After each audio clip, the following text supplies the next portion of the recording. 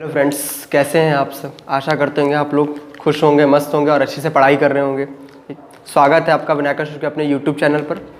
अभी तक कल हमने आपसे बात की थी बैंकिंग के सिलेबस पे, पाठ्यक्रम पे, मतलब कि आप लोग का जो क्लास 12 का बैंकिंग का जो सिलेबस है वो किस तरीके का। तो हमने आपको बताया कि सिलेबस के कुछ चैप्टर्स हैं उसको हटा दिया गया है, मतलब उन चीज़ें आपको नहीं पढ़नी है। और हमने आपको मोटी मोटा एक सिलेबस की जानकारी आपको दी थी कि आपको यही चीज़ें पढ़नी है बोर्ड एग्जाम के पर्पज़ से। ठीक, आशा करते हैं आपको वो चीज़ें समझ में आई होंगी। तो हमने आपको कल बताया था कि कल से हम लोग नया टॉपिक स्टार्ट करेंगे, चैप्टर 1, जिसमें आपको पढ़ना है बैंक क्या है, उसका अर्थ, परिभाषा, उसके कार्य, उसका महत्व। इसके अलावा जो वर्तमान समय जो व्यावसायिक बैंकों का जो संगठन है वो किस तरीके से उसको रखा गया है। ठीक, तो ज़्यादा समय वेस्ट नहीं करते हुए अपने चैप्टर की तरफ हम लोग बढ़ते हैं, स्टार्ट करते हैं। देखिए, आज का हम लोग का जो चैप्टर नंबर 1 है उसमें हम लोग को पढ़ना है बैंक का अर्थ, उसका परिभाषा।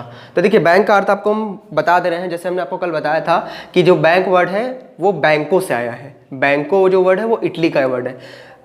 एक छोटा सा एक स्टोरी टाइप का है कि 1157 में इटली के वेनिस नगर में वर्ल्ड वॉर हुआ था, काफ़ी लड़ाइयाँ हुई, जिसके तहत वहाँ पे बहुत ज़्यादा जनधन की हानि हुई थी। उस जनधन की हानि की वजह से वहाँ की सरकार ने कहा कि जितनी पब्लिक है, जो जनता है, वो अपनी आय का 1% भाग सरकार के पास जमा करेगी, जिससे क्या करे, वो जनधन की जो हानि हुई है उसको ठीक कर सके। ठीक, तो लोगों ने ये काम करना जब शुरू किया, मतलब अपनी आय का 1% भाग लोगों ने जब सरकार के पास जमा करना शुरू किया, तो जो सरकार थी, सरकार ने बेंच पे बैठकर उस पैसे को इकट्ठा करना स्टार्ट किया। तो जो इकट्ठा करना स्टार्ट किया, उसी वहीं से ये वर्ड निकल के आया बैंको। बैंको का मतलब क्या था, बेंच पे बैठ के काम करना। तो वहाँ की जो सरकार थी ना, बेंच पे बैठ के पैसा जमा करती थी। ठीक, तो यही प्रोसेस था कि 1157 में ही इटली के वेनिस नगर में ये बैंको वर्ड स्टार्ट हुआ। धीरे धीरे जब बिजनेस बढ़ा तो लोगों को लगा कि बैंक की आवश्यकता है, तो बैंकिंग संगठन का विकास होना शुरू हुआ धीरे धीरे। और आज के समय में कि आपका सारा जो मैक्सिमम वर्क है वो सब बैंकों पे डिपेंड करता है। ठीक, तो आपको हम एक परिभाषा बता रहे हैं एच.एल. हार्ट के अनुसार। देखिए, एच.एल. हार्ट ने परिभाषा में क्या दिखा है कि बैंक एक ऐसी संस्था है जो अपने साधारण व्यवसाय में लोगों की मुद्रा जमा करती है तथा जमाकर्ताओं के चेकों का भुगतान करती है। इसका मतलब बैंक, हमने बताया था कि बैंक क्या करती है, बिजनेस करती है। इसमें क्या करती है, वो लोगों की मुद्रा जमा करती है तथा जमाकर्ताओं मतलब जो डिपॉजिटर है उनके चेकों का भुगतान करती है। तो बैंक क्या करती है, बैंक आपको पता है क्या करती है, बैंक आपके जो आपके पास जो फालतू पैसा पड़ा है उसको जमा करती है। ठीक, और आपको आवश्यकता पड़ने पे लोन प्रोवाइड करती है, आपके चेकों का भुगतान करती है। ये क्या है, ये बैंक का कार्य है। उसके बाद कुछ समय के बाद प्रोफेसर किलने आए। किलने ने कहा कि बैंक एक ऐसा संस्था है जो मुद्रा तथा साख में लेन देन करती है, जो आपके पास जो फालतू पड़े पैसे उनको जमा करती है और आपको आवश्यकता पड़ने पर ऋण की सुविधा उपलब्ध कराती है। वो किलने ने कहा। उसके बाद फिर बैंकिंग कंपनी अधिनियम बना 1949 में, तो उसके अकॉर्डिंग बैंकिंग कंपनी अधिनियम ने अपनी एक अलग परिभाषा दी। तो अलग अलग जितने अलग अलग समय से अर्थशास्त्री आए, उन्होंने बैंकों की जो परिभाषा है उसको अलग अलग स्तर पर रखा। ठीक, तो हम वो चीज़ों पे बहुत ज़्यादा चर्चा नहीं करेंगे। हमने आपको बता दिया एक मोटा कि इसका इंट्रोडक्शन क्या है, बैंक वर्ड कहाँ से आया, किस तरीके से आया। उसके अलावा हमने आपको एक परिभाषा आपको बताई। अब हम बात करेंगे जो हमारा जो सबसे मुख्य टॉपिक है वो है बैंक का कार्य। बैंक का कार्य क्या है, तो बैंक का कार्य हमने आपको देखिए कि बैंक का कार्य, फंक्शन ऑफ बैंक। देखिए, फंक्शन ऑफ बैंक जो है वो 3 तरीके का है। प्राथमिक या मुख्य कार्य, जिसको हम लोग कहते हैं मेन फंक्शन। दूसरा है एजेंसी संबंधी कार्य, एजेंसी फंक्शन। तीसरा है जो विविध कार्य, मतलब मिशनरियल फंक्शन। इसका मतलब संपत्ति समझिए कि बैंक हमारे लिए 3 तरीके के काम करती है। कौन कौन से काम करती है बैंक हमारे लिए मुख्य काम करती है, ठीक है, जिसमें वह ऋण देती है और जमा स्वीकार करती है। ठीक, दूसरा काम वो हमारे लिए क्या करती है, एजेंसी संबंधी कार्य करती है। और तीसरा जो हमारे लिए क्या करती है, वो विविध कार्य करती है।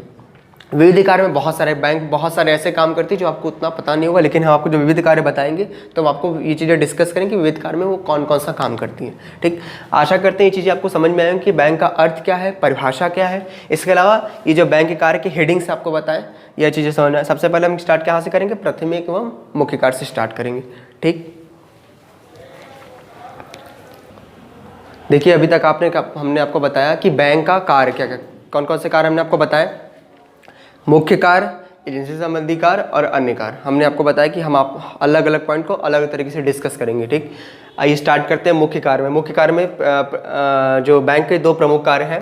पहला है आप लोग का ये जमा स्वीकार करना, जिसको हम लोग कहते हैं एक्सेप्टेड डिपॉजिट। दूसरा है बैंक का जो प्रमुख कार्य है वो है ऋण देना, जिसको हम लोग कहते हैं ग्रांटिंग लोन्स। ठीक, देखिए बैंक का जो पूरा बिजनेस है वो इंटरेस्ट पे चलता है, ब्याज पे। जमा स्वीकार करेगी तो उस पर क्या होगा, उसको ब्याज देना होगा, और अगर लोन देगी तो क्या होगा, उसको ब्याज उस पर प्राप्त होगा। देखिए बैंक जो प्राप्त करती है उसी का कुछ भाग को क्या करती है, अपने इनकम के तौर पर रखती है, और उसका कुछ हिस्सा क्या करती है, हमको देती है। आपको पता होगा कि जो बैंक से हमको लोन मिलता है वो हमको लोन जो होता है वो महंगा होता है, बल्कि हम जब पैसा जमा करते हैं उस पर जो इंटरेस्ट मिलता है वो कम होता है। अगर आपको पता हो कि जो लोन अगर आप बैंक से लेंगे तो आपको 8% की दर से ब्याज देना पड़ेगा, लेकिन जब आप बैंक में सेविंग अकाउंट में पैसा जमा करें तो वहाँ पर आपको 4% की दर से केवल ब्याज प्राप्त होगा। तो ये डिफरेंस है कि बैंक का जो पूरा बिजनेस है वो इंटरेस्ट पर चलता है, कि मतलब लोन देगी तो इंटरेस्ट क्या होगा, उसको प्राप्त होगा, और जमा स्वीकार करे तो क्या होगा, उसको देना पड़ेगा। अब स्टार्ट करते हैं कि बैंक जमा जो स्वीकार करती कैसे प्राप्त करती, तो उसके लिए उसका एक सोर्स है क्या, अकाउंट्स के थ्रू बैंक आपसे जमा प्राप्त करती है। ठीक, तो बैंक जमा प्राप्त अकाउंट के थ्रू प्राप्त करती है। तो अकाउंट सबसे पहला अकाउंट क्या कौन सा है, करेंट अकाउंट। करेंट अकाउंट का मतलब क्या होता है, चालू खाता। देखिए चालू खाता क्या होता है, चालू खाता में एक व्यक्ति दिन में एक नॉर्मली क्या होता है, ये व्यापारियों के लिए। तो सबसे पहला पॉइंट ये चालू खाता किसके लिए होता है, ये व्यापारियों के लिए होता है। दूसरा पॉइंट इसमें आप ऐड कर सकते हैं कि चालू खाता पे अधिविकर्ष की सुविधा प्रदान की जाती है। किसकी सुविधा प्रदान की जाती है, अधिविकर्ष की। करेंट अकाउंट किसके लिए होता है, व्यापारियों के लिए होता है, पहली बात। दूसरा, इस पे अधिविकर्ष की सुविधा प्रदान की जाती है। तीसरी बात, इस पे एक दिन में जितनी चाहे उतनी बार आप पैसा जमा कर सकते हैं, निकाल सकते हैं। मतलब एक तरीके से 80 काफ़ी टाइम, मतलब बहुत बार आप जमा भी कर सकते हैं, बहुत बार आप निकाल सकते हैं। बैंक इस खाते पे कोई ब्याज नहीं देती। ठीक है, याद रखिएगा, इस पर इंटरेस्ट क्या है, 0% ब्याज दर। इस पर बैंक क्या करती है, कोई ब्याज दर नहीं देती है। उसके बाद एक पॉइंट आप लोग हमेशा याद रखिएगा इसमें कि बैंक जो करेंट अकाउंट होता है, बैंक इसके लिए कोई ब्याज नहीं देती, बल्कि क्या करती है, बैंक चार्जेस लेती है, बैंक शुल्क लेती है इसके लिए। ठीक, तो करेंट अकाउंट क्या होता है, करेंट अकाउंट चालू खाता, मतलब बैंक जमा स्वीकार करती है खातों के माध्यम से। खाते में सबसे पहला खाता हमने आपको बताया करेंट अकाउंट। करेंट अकाउंट किसके लिए होता है, व्यापारियों के लिए होता है। बैंक इस खाते में क्या देती है, अधिविकर्ष की सुविधा प्रदान करती है। देखिए अधिविकर्ष हमने आपको कल बताया था कि जब बैंक हमें हमारी जमा धनराशि से अधिक धनराशि निकालने की अनुमति प्रदान करती है तो उसे अधिविकर्ष कहते हैं। ठीक, हमने बताया कि इस पर क्या होता है, 0% ब्याज दर। आपसे एग्जाम में क्वेश्चन पूछता है कि बैंक सबसे न्यूनतम ब्याज किस खाते में देती है, तो सबसे न्यूनतम ब्याज का मतलब 0%, इसका मतलब कोई इंटरेस्ट नहीं पे करती, किस पे, चालू खाता पे। उसके बाद बैंक हमें कोई ब्याज नहीं देती चालू खाते पे, लेकिन बल्कि बैंक पैसा रखने और निकालने के लिए कुछ चार्जेस लेती है, जिसको हम लोग कहते हैं बैंक शुल्क, बैंक चार्जेस। किस पे लेती है, करेंट अकाउंट पर। ठीक, उसके बाद देखिए हम लोग का जो नेक्स्ट पॉइंट है वो है सेविंग अकाउंट, बचत खाता। देखिए बचत खाता एक आम जनता के लिए बनाया गया। कि बचत खाता क्या होता है, बचत खाता का मतलब होता है कि सिंपल सा कि एक जो आम जनता है जो अपना पैसा कमा रही है, उसका वो कुछ भाग क्या करती है, सेविंग करना चाहती है। तो उसके लिए कौन सा अकाउंट बैंकों ने प्रोवाइड किया, सेविंग अकाउंट, जिसमें आप एक दिन में या एक हफ्ते में जितनी बार चाहे उतनी बार पैसा जमा कर सकते हैं, लेकिन निकालने का जो इन्होंने पीरियड है वो कम रखा है, काफ़ी सीमित रखा है। मतलब आप बहुत बार पैसा निकाल सकते हैं। बहुत बार अगर आपको पैसा निकालना है, जमा करना है, तो आपके लिए कौन सा अकाउंट है, करेंट अकाउंट है। सेविंग अकाउंट में क्या कर सकते हैं, आप 3 से 4 बार ही पैसा निकाल सकते हैं। ज़्यादा बार निकालेंगे तो बैंक कहेगी आप करेंट अकाउंट ओपन करा लीजिए। तो सेविंग अकाउंट किसके लिए, एक आम जनता के लिए है। नॉर्मल इसमें क्या होता है, इसमें आप अपनी जमा धनराशि का जो पैसा आप बचाना चाहते हैं, सेविंग करना चाहते हैं, उस आप इसमें सेविंग अकाउंट में रख सकते हैं। बैंक इस पर 3% की दर से करीब करीब इसमें ब्याज प्रोवाइड कराती है। ठीक, इसमें आप कम से कम 3 से 4 बार पैसा निकाल सकते हैं। जमा करने के लिए जब चाहे तब जमा कर सकते हैं। जमा करने की इस पर कोई पाबंदी नहीं है, लेकिन निकालने के लिए इन्होंने कहा कि इसको सीमित रखा है। इसके अलावा ये नॉर्मली आम जनता के लिए है। आम जनता के लिए इसलिए कह सकते हैं क्योंकि सभी लोग एक बड़ी मात्रा में पैसा नहीं जुटा पाते। कुछ ही लोग हैं जो व्यापारी लोग, उनके पास तो ज़्यादा मात्रा में पैसा आता है, लेकिन जो आम जनता है वो अगर कम पैसा कमा रहे तो उसके पास सोर्सेस ऑफ इनकम कम है। तो सोर्सेस ऑफ इनकम अगर उनके पास कम है तो वो कम ही पैसा बचा सकते हैं। तो इसीलिए क्या हो सकता है, ये नॉर्मली हम ये कह सकते हैं कि सेविंग अकाउंट क्या होता है, एक आम पब्लिक के लिए होती है। ठीक, ये चीज़ें आपको समझ में आई होंगी। दूसरे इसके बाद देखिए, इसके बाद हम आपको बताते हैं कि करेंट अकाउंट हो गया, सेविंग अकाउंट हो गया। इसके बाद हम लोग का जो अगला है वो है फिक्स डिपॉजिट। ठीक है, एफडी जिसको हम लोग कहते हैं, फिक्स डिपॉजिट, जिसको हम लोग हिंदी में कहते हैं सावधि जमा खाता। देखिए सावधि जमा खाता क्या होता है, सावधि जमा का मतलब होता है फिक्स डिपॉजिट। इसका मतलब आप इसमें क्या होता है, 3 साल, 3 to 5 ईयर्स, 10 ईयर्स, मतलब एक लंबे समय के लिए आप क्या कर सकते हैं, इसमें पैसा जमा कर सकते हैं। ठीक, इसके बीच में अगर आप पैसा निकालेंगे तो आपको ब्याज की हानि उठानी पड़ेगी। इसके अलावा फिक्स डिपॉजिट में एक है कि आप एक निश्चित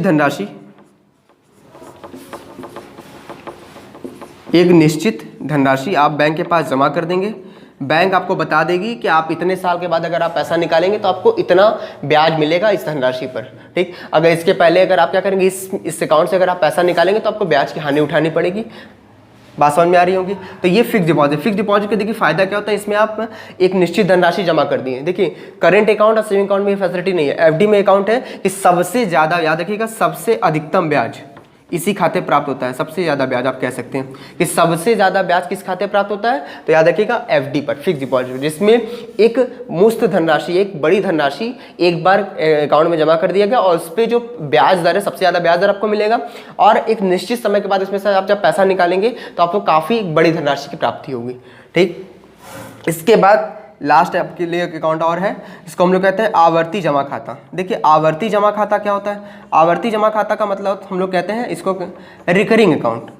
रिकरिंग अकाउंट का मतलब समझिए कि इसमें हम आपको बता दे रहे हैं, इसमें जो ब्याज है वो सेविंग अकाउंट से ज़्यादा मिलता है और एफडी से कम मिलता है। इसका मतलब आप जब आवर्ती जमा खाता में पैसा जमा करेंगे तो इसमें क्या होगा, सेविंग अकाउंट ज़्यादा पैसा प्राप्त होगा आपको, लेकिन एफडी से कम पैसा प्राप्त होगा, इसीलिए इसका नाम है रिकरिंग अकाउंट, आवर्ती जमा खाता। और इसमें जो पैसा जमा होता है वो गुणकों में जमा होता है। किस में जमा होता है, इसमें गुणकों में धनराशि जमा करते हैं, जैसे कि 5, 15, 20, 25 इस प्रकार के गुणकों में पैसा जमा करते हैं। और एक निश्चित समय के बाद, मतलब हर 3 महीने पे होगा, 3 महीने पे हो सकता है या साल भर पे हो सकता है, तो इसमें आपको एक मुश्त धनराशि आपको, मतलब आप बैंक से क्लियर कर लेंगे कि हमको इतनी धनराशि हम इतने महीने पे, 3 महीने पे या फिर 6 महीने पे या फिर साल भर पे हम इतने पैसा इसमें जमा करेंगे। और एक निश्चित पीरियड पूरा होने के बाद बैंक क्या करेगी, आपको ब्याज से तो पैसा वापस कर देगी। ठीक, तो ये आवर्ती जमा खाता में क्या होता है कि इसमें ब्याज दर क्या होता है, हमने आपको सेविंग अकाउंट से ज़्यादा और एफडी से कम। और इसमें पैसा कैसे जमा होता है, गुणकों में जमा होता है एक निश्चित समय के लिए। ठीक, इसके बाद हम लोग आज स्टार्ट करते हैं आपसे, जो हम लोग का नेक्स्ट है लोन देना, ग्रांटिंग लोन। बैंक लोन कैसे देती है, एक तो सिंपल लोन देती है, सिंपल लोन का मतलब था साधारण ऋण, और उसके बाद दूसरा जो है नगद साख, कैश क्रेडिट। देखिए सिंपल लोन में सबसे पहला पॉइंट आप नोट कर लीजिए कि इसमें आपको क्या करना पड़ेगा, एक जमानत रखना पड़ेगा, एक सिक्योरिटी के तौर पे आप इसमें जितनी हैवी सिक्योरिटी रखेंगे उतना ज़्यादा आप इससे लोन ले सकते हैं। ठीक, और साधारण ऋण में सबसे बड़ी क्वालिटी कि आप जितना पैसा लेंगे आपको उतना ज़्यादा, जितना पैसा आप लेंगे आपको पूरे धनराशि पे ब्याज पे करना पड़ेगा, ये साधारण ऋण है। और बैंक आपको एक बार धनराशि देने के बाद उसमें वापस नहीं लेगी बैंक आपसे, ये साधारण ऋण, सिंपल ऋण। सिंपल ऋण का मतलब आपको सभी को पता होगा कि सिंपल ऋण का मतलब आप जितना धनराशि लेंगे आपको पूरी धनराशि पे ब्याज पे करना पड़ेगा, और आपकी जो सिक्योरिटी होगी वो हाई सिक्योरिटी नहीं, इसका मतलब जो संपत्ति है वो काफ़ी वैल्यूएबल होनी चाहिए। और उसके बाद है नगद साख। देखिए सिंपल लोन और नगद साख में क्या अंतर है, देखिए नगद साख जो होता है इसमें जो सिक्योरिटी रखी जाएगी वो एक तरीके से व्यापारिक संपत्ति होनी चाहिए, मतलब जो व्यापारी द्वारा प्रयोग की जाती है उस प्रकार की संपत्ति होनी चाहिए, जो बैंक उसको कभी भी बेचकर अपने धनराशि जो है उसको वसूल कर सके। इसलिए कैश क्रेडिट का मतलब नगद साख। और बैंक नॉर्मली बैंक ये धनराशि जो व्यापारियों को देती है, और प्लस इसमें बैंक जिस व्यक्ति को देती है उस व्यक्ति का एक अकाउंट खोल दिया जाता है और उसमें जितनी धनराशि व्यापारी के द्वारा कही जाती है उतनी धनराशि डाल दी जाती है, और जितना व्यापारी एक निश्चित समय तक पैसा निकालेगा उतने पैसे पे उसको ब्याज देना होगा। सिंपल लोन में आप जितना लेंगे आपको पूरे पे ब्याज देना पड़ेगा, लेकिन कैश क्रेडिट में आप जितना प्रयोग करेंगे धनराशि आपको उतने पे ही ब्याज देनी है। ठीक, इसमें आपको चेकबुक दे दिया जाएगा कि चेकबुक के थ्रू आप पैसा निकाल सकते हैं, अपने एक तरीके से किफ़ायत के हिसाब से और अपनी ज़रूरत के हिसाब से आप पैसा निकाल सकते हैं, और जितना पैसा आप प्रयोग लाएंगे बैंक केवल उतने धनराशि पे ही आपसे ब्याज लेगी। ठीक, तो ये आप हो चुका ग्रांटिंग लोन में एक सिंपल लोन हो गया, दूसरा हो गया कैश क्रेडिट। तीसरा जो हम लोग का पॉइंट है वो देखिएगा, तीसरा पॉइंट हम लोग का है डिस्काउंटिंग ऑफ बिल्स।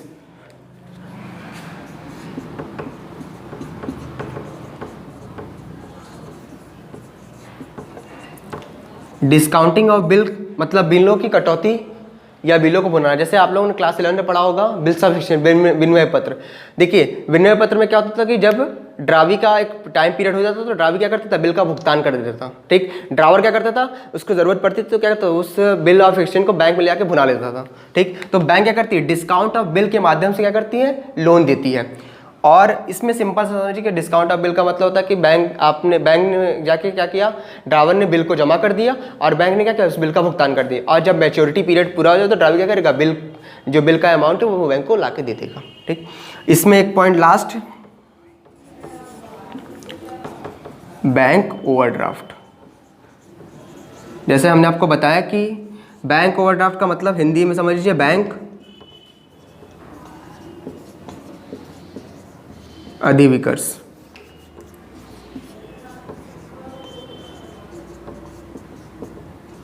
बैंक अधिविकर्ष क्या होगा, हमने आपको बताया कि जब बैंक हमें हमारी जमा धनराशि से अधिक धनराशि निकालने की अनुमति दे देती है तो उसे क्या कहते हैं, बैंक अधिविकर्ष कहते हैं। जैसे मान लीजिए कोई व्यक्ति है जिसका अकाउंट में पहले से 25,000 रुपये है, ठीक, और उसने बैंक से रिक्वेस्ट किया कि हमको 45,000 रुपये की आवश्यकता है, तो अगर बैंक उससे 45,000 रुपये दे देगी तो ये क्या हो जाएगा, ये जो 20,000 का जो डिफरेंस है वो क्या हो जाएगा, वो बैंक अधिविकर्ष हो जाएगा। और ये जो व्यक्ति है उसको कितने पे, उसको 20,000 पे बैंक को ब्याज चुकाना पड़ेगा। इसीलिए इसको क्या नाम है, इसको क्या कहते हैं हम लोग, बैंक अधिविकर्ष कहते हैं। ठीक, आशा करते हैं आपको ये चीज़ समझ में आई होगी। आगे इसके बाद हम लोग नेक्स्ट टॉपिक पढ़ेंगे एजेंसी संबंधी कार्य। ठीक, देखिए अभी तक हमने आपको बताया प्रबंध का मुख्य कार्य, जिसमें प्रबंध कह रहे हैं, बैंक का कार्य। बैंक के कार्य में हमने आपको बताया कि जमा स्वीकार करना और ऋण देना। और इसके बाद हम लोग का जो अगला फंक्शन है एजेंसी संबंधी का, एजेंसी संबंधी कार्य में हमने आपके सामने 10 पॉइंट लिखे हैं। इसको आप लोग वीडियो को पॉज करके आप लोग नोट कर लीजिएगा। क्या क्या है, धनराशि का हस्तांतरण, चेक बिल हुंडी का भुगतान वसूल करना, ग्राहकों के भुगतान प्राप्त करना, ग्राहकों की ओर से साख पत्रों का भुगतान करना, ग्राहकों की ओर से अन्य भुगतान करना, अंशों और प्रतिभूतियों का क्रय विक्रय करना, आर्थिक स्थिति की जानकारी देना, वित्तीय परामर्श देना और अभिगोपन कमीशन। ये एजेंसी संबंधी कार्य में ऐसे तो बहुत सारे पॉइंट्स हैं, लेकिन आप कम से कम 8 से 9 पॉइंट आप लोग लर्न कर लीजिएगा एग्जाम के पर्पज से। तो सबसे पहले हम आपको बता दें धनराशि का हस्तांतरण क्या होता है। देखिए एजेंसी संबंधी कार्य में धनराशि का हस्तांतरण का मतलब यही होता है कि बैंक क्या करती है, अपने ग्राहक के कहने पे दूसरे अकाउंट में पैसे का ट्रांसफर करती है। इस समय आप लोग पता होगा नेफ्ट है, आरटीजीएस है, इन सब के थ्रू क्या करती है, बैंक पैसे का ट्रांसफर करती है। पहले भी बैंक से पैसों का ट्रांसफर होता था तो दूसरे तरीके से होता था, लेकिन इलेक्ट्रॉनिक माध्यम से नहीं होता था पहले। अब क्या होगा, अब बैंकों में क्या होगा, इलेक्ट्रॉनिक माध्यम से आसानी से पैसे एक स्थान से दूसरे स्थान पर ट्रांसफर हो जाते हैं। ठीक, तो सबसे पहला क्या था, धनराशि का हस्तांतरण करना। दूसरा कार्य क्या है, चेक बिल हुंडी का भुगतान वसूल करना। देखिए चेक बिल हुंडी का भुगतान वसूल करना, इसका मतलब ग्राहक ने आदेश दिया बैंक को कि आप मेरे तरफ से जो मेरे चेक बिल, हमने आपके पास जो अपना चेक बिल या हुंडी जमा किया उसका भुगतान आप वसूल कर लीजिएगा दूसरे ग्राहक से जिसके नाम के ये चेक इशू है। ठीक, तो चेक बिल और हुंडी का भुगतान क्या करती है, बैंक वसूल कर लेती है, किसके, ग्राहक के कहने पे। उसके बाद ग्राहक के भुगतान प्राप्त करना। देखिए कभी कभी क्या होता है, बैंक क्या करती है, ग्राहक के भुगतान प्राप्त कर लेती है, जैसे कि किसी कंपनी से लाभांश वसूल करना हो गया, इसके अलावा ब्याज, तो ये सब क्या करती है, ब्याज। इसके अलावा किसी अकाउंट से कोई और कहने पे किसी और के अकाउंट से पैसे प्राप्त करने, तो वो सब बैंक क्या करती है, अपने ग्राहक के आदेश अनुसार वो प्राप्त कर लेती है। तो क्या है, ग्राहकों के भुगतान प्राप्त करना, ये ग्राहक अपने बैंक को आदेश देता है कि आप मेरे कहने पे वो पैसा उनसे वसूल कर लीजिएगा। तो ठीक है, तो ये है ग्राहकों के भुगतान प्राप्त करना। नेक्स्ट क्या, ग्राहकों की ओर से साख पत्रों का भुगतान करना। देखिए ग्राहक की ओर से साख पत्रों का भुगतान करना, इसका मतलब ग्राहक ने आदेश दिया कि हम ये चेक काट के दे रहे हैं, हम ये विनय पत्र लिखे हैं, आप जो व्यक्ति आपके पास लेकर आएगा उसके चेक का भुगतान आप कर दीजिएगा, उसके विनय पत्र का भुगतान कर दीजिएगा, या फिर प्रतिज्ञा पत्रों का उसका भुगतान आप कर दीजिएगा। किसके कहने पे, ग्राहक के कहने पे बैंक क्या करती है, बैंक उसकी ओर से जो जारी जो साख पत्र होते हैं, जैसे कि प्रतिज्ञा पत्र, विनय पत्र, प्रतिज्ञा पत्र, विनय पत्र और चेक, ये सब आदि का भुगतान क्या करती है, बैंक अपने ग्राहक के कहने पे कर देती है। उसके बाद ग्राहकों की ओर से अन्य भुगतान। देखिए कभी कभी क्या होता है, बैंक ग्राहकों की ओर से अन्य भुगतान क्या करती है, बीमा प्रीमियम का भुगतान करती है, बिजली के बिल का भुगतान करती है, इसके अलावा पानी का जो टैक्स होता है वो, मकान का जो टैक्स होता है, हाउस टैक्स, इनकम टैक्स, कभी कभी ये सब क्या करती है बैंक अपने ग्राहक की ओर से क्या करती है, अन्य भुगतान में करती है। इसका मतलब अगर ग्राहक अपने बैंक को आदेश देता है कि मेरी तरफ से हम आपको बीमा प्रीमियम का भुगतान करना है, बिजली का बिल, पानी का बिल, मकान का टैक्स, ये सब बैंक क्या करती है, बैंक भुगतान करती है किसके, ग्राहक की ओर से। उसके बाद अंशों और प्रतिभूतियों का क्रय विक्रय, बैंक ये वर्क भी करती है कभी कभी, क्या करती है कि दूसरों के अंशों खरीद के कहीं और बेचती है, इससे उसको क्या मिलता है, इस पर कमीशन मिलता है। तो अंशों और प्रतिभूतियों क्या करती है, बैंक क्रय विक्रय भी करती है। और आर्थिक स्थिति की जानकारी, इसका मतलब कभी कभी क्या होता है, व्यापारी दूसरे व्यापारियों का आर्थिक स्थिति की जानकारी प्राप्त करना चाहता है, या फिर जो विदेश में जो व्यापारी उनकी भी आर्थिक स्थिति की जानकारी प्राप्त करना चाहता है, तो वो बैंक के पास जाके पूछता है कि उनकी आर्थिक स्थिति किस प्रकार की है, मतलब हम उनसे जो बिजनेस करना चाहते हैं, जो व्यापार करना चाहते हैं, वो कर सकते हैं कि नहीं, मतलब वो व्यापार जो हम करने जा रहे हैं वो ठीक होगा कि नहीं। तो ये बैंक दूसरे व्यापारियों को आर्थिक स्थिति की जानकारी भी देती है, किसको, दूसरे व्यापारियों को, कि उनसे व्यापार करना ठीक होगा कि नहीं होगा। ठीक। और उसके बाद हम लोग का जो पॉइंट है, वित्तीय परामर्श देना। देखिए वित्तीय परामर्श का मतलब होता है फाइनेंशियली एडवाइस देना। फाइनेंशियली एडवाइस का मतलब कि उनको समय समय पर परामर्श देती है कि आपको इन चीज़ों में, आपको इन म्यूचुअल फंड में इन्वेस्ट करना है कि नहीं करना, आप इसमें एफडी कराइए कि सही है कि नहीं, आप रिकरिंग करा सकते हैं कि नहीं, मतलब एक तरीके से वित्तीय परामर्श देना कि उनका जो फाइनेंशियल है, फाइनेंशियल एडवाइस का मतलब उनका जो पैसा है वो कैसे बढ़ेगा। तो उसके लिए बैंक क्या करती है, समय समय पे अपने जो ग्राहक है उनको वित्तीय परामर्श भी देती है। ठीक। उसके बाद हम लोग का जो लास्ट पॉइंट है, अभिगोपन कमीशन। देखिए अभिगोपन कमीशन का मतलब होता है जब बैंक किसी दूसरे व्यापारी के अंशों और प्रतिभूतियों का, अंशों और ऋण पत्रों को क्या करती है, क्रय विक्रय करती है, उसके लिए उसके बदले बैंक को क्या कर दिया जाता है, कमीशन दिया जाता है। उस कमीशन को अंडर राइटिंग कमीशन कहते हैं, अभिगोपन कमीशन कहते हैं। इसका मतलब अंशों के खरीद और बिक्री को जब वो मतलब बैंक क्या करती है, दूसरे जो व्यक्ति हैं, व्यापारी हैं, उनके अंशों को खरीदती है, बेचती है, इसके बदले बैंक को कमीशन प्राप्त होता है, उसी को हम लोग अभिगोपन कमीशन कहते हैं। इस वीडियो को आप लोग अच्छे से फिर से देखिएगा ताकि आपको एजेंसी संबंधी कार्य को जो हमने जो चीज़ें आपको बताई हैं वो चीज़ें आपको समझ में आई हो। ठीक। इसके बाद हम लोग नेक्स्ट पढ़ेंगे, लास्ट है टॉपिक अन्य कार्य। ठीक। देखिए अभी तक आपने पढ़ा मुख्य कार्य, पढ़ा एजेंसी संबंधी कार्य, पढ़ा। जो नेक्स्ट टॉपिक हम लोग का लास्ट है बैंक के कार्य में। देखिए बैंक के कार्य में हमने आपको जो चीज़ें बताई उसको पॉज करके उन चीज़ों का डायग्राम को अपने कॉपी में उतारिएगा, पॉइंट्स उतारिएगा और उनको फिर से देखिएगा, वीडियो को एक बार फिर से रिपीट करके। जब जितनी बार वीडियोस को देखेंगे उतनी बार आपको चीज़ें, जो कॉन्सेप्ट हमने आपको बताने की कोशिश करें, वो चीज़ें आपको समझ में आएंगी। ठीक। तो विविध कार्य में सबसे पहला पॉइंट क्या है, मूल्यवान वस्तु को सुरक्षित रखना। जैसे हमने आपको बताया कि बैंक जो होता है वो लॉकर की फैसिलिटी भी देता है आपको। देखिए लॉकर फैसिलिटी में क्या होता है कि आपके जो मूल्यवान वस्तु है उनको सुरक्षित रखने के लिए बैंक आपको लॉकर की फैसिलिटी देता है। तो मूल्यवान वस्तु जैसे मान लीजिए कभी क्या करता है, आप लोग सोना चांदी या फिर जमीन के कागज या फिर कोई बहुत बहुमूल्य सिक्योरिटी आप बैंक के पास रखते हैं, तो इससे क्या होता है, आपके पास जो बहुमूल्य वस्तु है जो आप घर पे नहीं रख पा रहे, या फिर घर पे रहे तो आपको लग रहा है कि घर पे सेफ नहीं है, तो बैंक के पास रखते हैं। तो वो क्या होता है, अगर आप बैंकों के पास हैं तो आपके क्या मूल्यवान वस्तुओं को सुरक्षित रखता है बैंक। ठीक। यात्री चेक जारी करना। देखिए यात्री चेक क्या होता है, ट्रैवलर चेक। इसका मतलब जैसे मान लीजिए कि आप फॉरेन कंट्री में गए, तो बैंक आपको फॉरेन कंट्री में जाएंगे तो आपको क्या होगा, आपको लगेगा कि बार बार बैंक जाएंगे पैसा, तो बैंक आपके लिए क्या करता है, एक यात्री चेक जारी करता है, जिसमें आप बैंक फॉरेन में जाके किसी दूसरे बैंक में जाके चेकों को भुना सकते हैं और आराम से कहीं भी घूम सकते हैं। ठीक। तो ये बैंक क्या करता है, ये बैंक अपने कस्टमर के लिए ही तो करता है, तो इसीलिए बैंक के जो ये जो यात्री चेक है उसको विविध कार्य में रखा गया कि बैंक ये सब काम भी करता है, मतलब अपने कस्टमर को सर्विस प्रोवाइड कराने के लिए वो फॉरेन कंट्री में जाके आसानी से घूम सके, इसके लिए बैंक यात्री चेक भी जारी करता है। ठीक। उसके बाद विदेशी विनिमय की व्यवस्था। बैंक अपने ग्राहकों के लिए फॉरेन मनी की व्यवस्था करता है। इसका मतलब आप अपनी इंडियन जो करेंसी है उसको चेंज करके फॉरेन करेंसी भी बैंक से प्राप्त कर सकते हैं, तो बैंक इसके लिए विदेशी विनिमय की भी व्यवस्था करता है। ठीक। उसके बाद साख निर्माण का कार्य। बैंक ज़्यादा से ज़्यादा लोन देकर, मतलब जैसे हमने आपको बताया कि बैंक अधिविकर्ष की सुविधा है, इसका मतलब हमारे अकाउंट में 25,000 रुपये, हमने बैंक से 50,000 रुपये ले लिया, इसका 25,000 रुपये जो एक्स्ट्रा पैसा लिया, तो बैंक क्या कर सकती है, ये आपको एक तरीके से लोन तो प्रोवाइड करा रही है। ये जो लोन आपको बैंक दे रही है यही तो अधिविकर्ष है, ये आपकी भाषा में अधिविकर्ष है, लेकिन बैंक क्या करती है अपनी भाषा में ये क्रेडिट का क्रिएशन कर रही है। मतलब बैंक जितनी ज़्यादा मात्रा में लोन देगी अपने कस्टमर को, उतना ही ज़्यादा क्रेडिट क्रिएशन होगा, और जितना क्रेडिट क्रिएशन होगा उतना ही डेवलपमेंट का स्टेज बढ़ेगा। इसका मतलब ये जो सारे पैसे ये सब कहीं ना कहीं किसी न किसी तरीके से विकास कार्य में लगे हुए हैं। उसके बाद हम लोग का जो नेक्स्ट पॉइंट है समाशोधन गृह का कार्य, इसको हम लोग कहते हैं क्लियरिंग हाउस।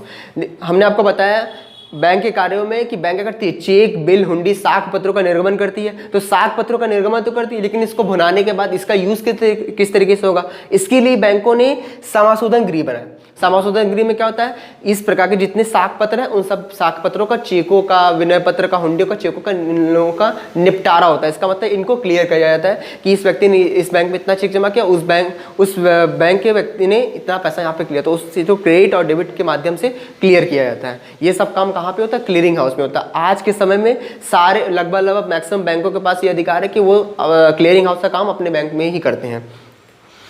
नेक्स्ट है प्रशिक्षण देना। देखिए बैंक अपने कर्मचारियों को समय समय पर प्रशिक्षण देती है। वहाँ पे आपको पता होगा कि बैंक में जॉब रोटेशन काम होता है। जॉब रोटेशन का मतलब क्या होता है कि कभी आप जब जाएंगे बैंक में तो जो व्यक्ति जमा वाले काउंटर बैठा रहता है वो कभी कभी आपको लोन देने पे काउंटर बैठा रहता है, एक तरीके से समझ लीजिए कि पैसा देने वाले काउंटर पे बैठा रहता है, कभी कभी वो किसी दूसरे काउंटर बैठा रहता है। तो ये क्या होता है, बैंक क्या करती है, हमेशा अपने अधिकारियों को जॉब मतलब उसके जॉब से रोटेट करती रहती है, उसको नई नई चीज़ें सीखने का मौका मिलता है कि वहाँ पे पैसा कैसे देंगे, यहाँ पे डिपॉजिट कैसे लेंगे। तो ये चीज़ें क्या करती है, बैंक अपने अधिकारियों को समय समय पर प्रशिक्षण कार्यक्रम भी चलाती है कि उनको जो नई नई चीज़ें हो रही हैं टेक्नोलॉजी के डेवलपमेंट से, या जो नई चीज़ें उनको सीखनी चाहिए, तो इसके लिए बैंक क्या करती है, उनको समय समय पर प्रशिक्षण भी देती है।